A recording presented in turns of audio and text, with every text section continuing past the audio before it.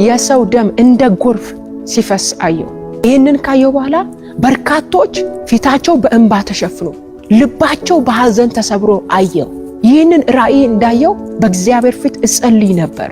እየጸለይኩ ያለ ጌታ እንደዚህ ያለኝ ምድሪቱ ላይ ድንጋጤን ሊያደርግ የሰዎችን ነፍስ ሊነጥቅ የብዙዎችን ልብ ሊሰብር ያለ ክፉ አዋጅ አለ። ስለዚህ እየተቃወማችሁ እያፈረሳችሁ ጸልዩ አለኝ። አሁንም ሰሞኑ ለሶስተኛ ጊዜ ጌታ እንደዚህ ያለኝ ማንም ሰው ያልጠበቀው ድንገተኛ አዋጅ ሲታወጅ አየሁ። ከዚህ አዋጅ የተነሳ በጣም ብዙ ሰዎች ሲጨነቁ፣ ሲፈሩ፣ ሲረበሹ አይ ነበር። እግዚአብሔር ተደጋጋሚ የዓመት ከገባ እየተናገረ ነው ያለው። የሚናገረው ደግሞ የሚጸልይ ትውልድ እየፈለገ ነው ማለት ነው።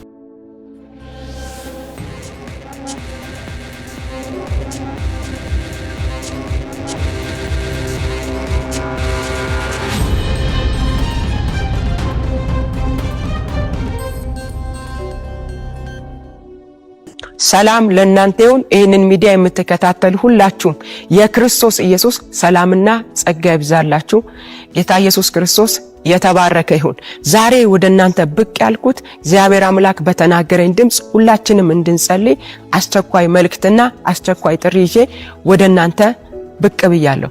እንግዲህ ሁላችንም እንደምናውቀው በሳውዝ አፍሪካ የሚኖሩ ወገኖች በዚህ ጊዜ በታላቅ ሰልፍ ውስጥ እያለፉ እንዳለ ሁላችንም እናውቃለን። በሳውዝ አፍሪካ የሚኖሩ ደግሞ ቅዱሳኖች በተነሳባቸው ማዕበል ምክንያት በውስጥ መስመር በርካቶች ጸልዩልን እያሉ መልእክታቸውን እያስተላለፉ እያስቀመጡ ቆይተዋል። እኔም ያስተላለፉትን መልእክት ሰምቼ በእግዚአብሔር ፊት እየጸለይኩ ሳለሁ ማክሰኞ ሌሊት ለእሮብ ማንጊያ ጌታ እንደዚህ አለኝ፣ ወደኔ ተመለሱ፣ ወደ ፈቃዴ ተመለሱ፣ ወደ ሐሳቤ ተመለሱ፣ በንስሐ በፊቴ ውደቁ፣ እኔም እራራላችኋለሁ የሚልን ድምጽ አሰማኝ። ይህንን ከሰማሁ በኋላ እንደገና እየጸለይኩ ያለ እግዚአብሔር ለሁለተኛ ጊዜ እንዲህ ሲል ወደኔ መጣ። ለሕዝብ ራራ ብለሽ ጸልይ አለኝ። እንደምታውቁት እግዚአብሔር አምላክ ባለማቋረጥ በተደጋጋሚ ጊዜ ስለ ሳውዝ አፍሪካ እግዚአብሔር እየተናገረ ድምጹን በመካከላችን እያመጣ ቆይቷል። 2018 ከገባን በኋላ በተደጋጋሚ ጊዜ ፊቴን ፈልጉ ጸልዩ ያለ ስለ ሳውዝ አፍሪካ እግዚአብሔር በመካከላችን ድምጽ እያመጣ መልእክትንም እየሰጠን ነበር። እግዚአብሔር ስለ ሳውዝ አፍሪካ ምድር አሳየኝ። በሳውዝ አፍሪካ ምድር የሰው ደም እንደ ጎርፍ ሲፈስ አየሁ። ይህንን ካየሁ በኋላ በርካቶች ፊታቸው በእንባ ተሸፍኖ ልባቸው በሐዘን ተሰብሮ አየሁ። ይህንን ራእይ እንዳየው በእግዚአብሔር ፊት እጸልይ ነበር። እየጸለይኩ ያለ ጌታ እንደዚህ ያለኝ ምድሪቱ ላይ ድንጋጤን ሊያደርግ የሰዎችን ነፍስ ሊነጥቅ የብዙዎችን ልብ ሊሰብር ያለ ክፉ አዋጅ አለ። ስለዚህ እየተቃወማችሁ እያፈረሳችሁ ጸልዩ አለኝ። ከዚህ ቀደም ከወራት በፊት ስለ ሳውዝ አፍሪካ ጌታ የተናገረኝን መልእክት ነግሬያቸዋለሁ። ይህንን መልእክት ግን ልክ ስሰማ ልቤ በጣም ከበደ። 2018 ከገባ ጀምሮ ስለ ሳውዝ አፍሪካ ተደጋጋሚ የጌታ ድምጽ ወደኔ ይመጣ ነበር። ወደ እናንተ መጥቼ ነግሬያቸዋለሁ። አሁንም ሰሞኑ በሳውዝ አፍሪካ በዛዮን ተራራ ላይ እየጸለይኩ ለሶስተኛ ጊዜ ጌታ እንደዚህ ያለኝ በሳውዝ አፍሪካ ምድር ላይ ማንም ሰው ያልጠበቀው ድንገተኛ አዋጅ ሲታወጅ አየሁ። ከዚህ አዋጅ የተነሳ በጣም ብዙ ሰዎች ሲጨነቁ፣ ሲፈሩ፣ ሲረበሹ አይ ነበር። ስለዚህ በሳውዝ አፍሪካ ያለን ቅዱሳኖች፣ በሳውዝ አፍሪካ ያላችሁ ቅዱሳን አገልጋዮች እግዚአብሔር ተደጋጋሚ የዓመት ከገባ እየተናገረ ነው ያለው። የሚናገረው ደግሞ የሚጸልይ ትውልድ እየፈለገ ነው ማለት ነው። ስለዚህ ነቅተን በእግዚአብሔር ፊት እንጸልይ። እግዚአብሔር ጣልቃ እንዲገባ የክፉን አዋጅ እንዲሽር እንጸልይ። ሁላችንም በእግዚአብሔር ፊት እንድንጸልይ ጥሬን አቀርባለሁ። እግዚአብሔር በሰጠኝ መልእክት ለ40 ቀን ስለ ምድር እየተጸለየ ነበር። ሳምንት ነው ከጨረስን። ዛሬ ሌሊት የጌታ መንፈስ እንደዚህ አለኝ፣ በደቡብ ኦሞ ላይ ድንጋጤ ለቅሶ እንዳይሆን ስለ ደቡብ ኦሞ ጸልዩ አለኝ። ይሄ መልእክት ምሰሙ በዚህ ጉባኤ ያላችሁ እንዲሁም በዓለም ዙሪያ ያላችሁ ሁላችሁ በደቡብ ኦሞ ላይ ድንጋጤ ለቅሶ እንዳይሆን እግዚአብሔር ጸልዩ። ጸልዩ ይላል። ጸልያለን ስለ ደቡብ ኦሞ። እግዚአብሔር ቀጥታ ሌሊት ላይ እንዲህ ነው ያለኝ፣ በደቡብ ኦሞ ላይ ድንጋጤና ለቅሶ እንዳይሆን ጸልዩ አለኝ። ጸልዩ አለኝ። ስለዚህ እጆቻችንን ወደ ሰማይ አምላክ እናነሳለን። ይኸውላችሁ ሁልጊዜም እግዚአብሔር አስቀድሞ ምስጢርን ይገልጣል። አስቀድሞ እግዚአብሔር ለሕዝብ እንድንቃትት መልእክት ይነግረናል። የኛ ድርሻ ደግሞ በፊቱ በመሆን መጸለይ መቃተት ነው። እኛ ከማንም የተሻለን ስለሆነን አይደለም፣ ግን ለሕዝብ እንድንቃትት ነው። ስለዚህ እንጸልያለን። ስለ ደቡብ ኦሞ እጆቻችንን ከፍ እናደርጋለን። እዛ ላለው ማህበረሰብ፣ እዛ ለዛ አካባቢ የእግዚአብሔር ጣልቃ ገብነት እንዲሆን ከፊት ባሉ ዘመናት ወራት እግዚአብሔር ጣልቃ እንዲገባ ምሕረት እንዲቀድም የጠላት ክፉ ሐሳብ እንዲከሽፍ በተለያየ አቅጣጫ ህዝቡን ሊያስለቅስ የወጣ ክፉ ነገር እንዲሰበር እጆቻችሁን ከፍ አድርጋችሁ ብቻ ጸልዩ ከኔ ጋር። ለምድሪቱ ቃትቱ፣ ለደቡብ ኦሞ ጸልዩ። እግዚአብሔር ጣልቃ ግባ፣ እርዳታ ይፍጠንላቸው፣ ምሕረት ይፍጠንላቸው፣ ቸርነት ይፍጠንላቸው ያላችሁ ጸልዩ። እዛ ላሉ ህዝቦች ጸልዩ። እግዚአብሔር ጣልቃ እንዲገባ ጸልዩ። የእግዚአብሔር እጅ እንዲረዳቸው ጸልዩ። እግዚአብሔር እንዲደግፋቸው ጸልዩ። ብዙ ጊዜ ብዙ መልእክት እግዚአብሔር አስቀድሞ ተናግሮን ጣልቃ ሲገባ አዋጅን ሲያፈርስ አይተናል። የጠላትን ምክርም ሲያፈርስ አይተናል። በከባድ ሊነሳ የነበረ ነገር ሲመታም አይተናል። ጸሎት ኃይል ነው። ጸሎት ጠላትን ድል መንሻ ነው። የጠላትን ክፉ ሐሳብ ማፍረሻ ነው። በጸሎት የማይቀየር ነገር የለም። እኛ መልእክት ካመጣን በኋላ ይሄ ነገር ይሆናል ብለን አንጠብቅም። ጸልየን እግዚአብሔር ጣልቃ ገብቶ እንዲቀየር እንጸልያለን።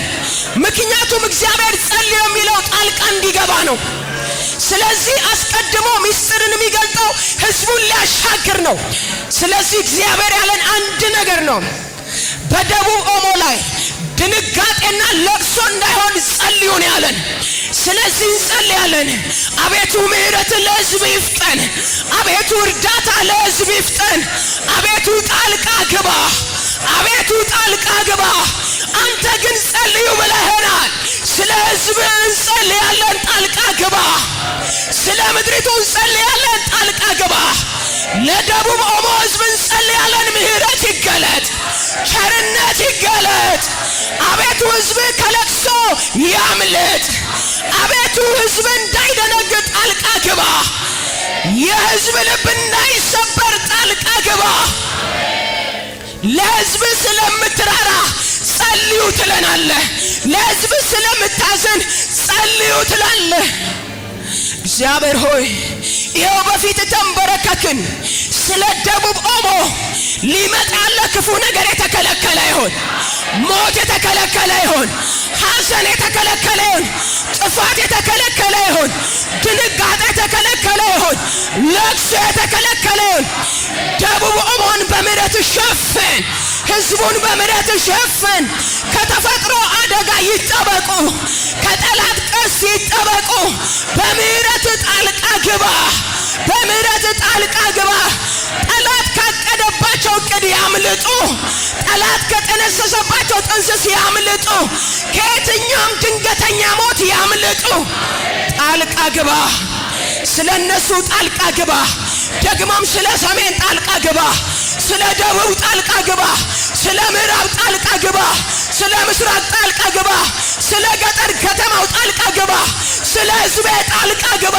ስለ ኢትዮጵያ ጣልቃ ግባ። ስለ እናቶች ጣልቃ ግባ።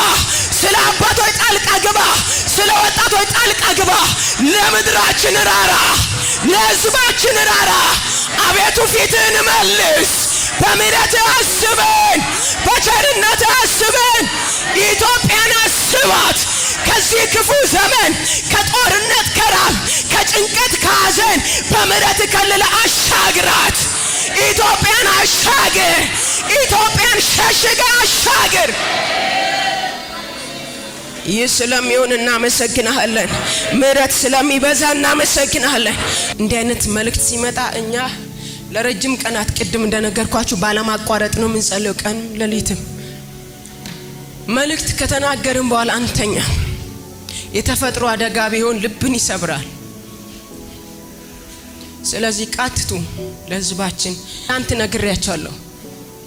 3 አይነት የተፈጥሮ አደጋ አሳይቶኛል ኢትዮጵያ ላይ 3 አይነት። ትላንት እየጸለይን ነበር 3 አይነት። በእነዚህ ጊዜያት ጥብቅ ጸሎት ለሀገራችን ኢትዮጵያ ያስፈልጋል።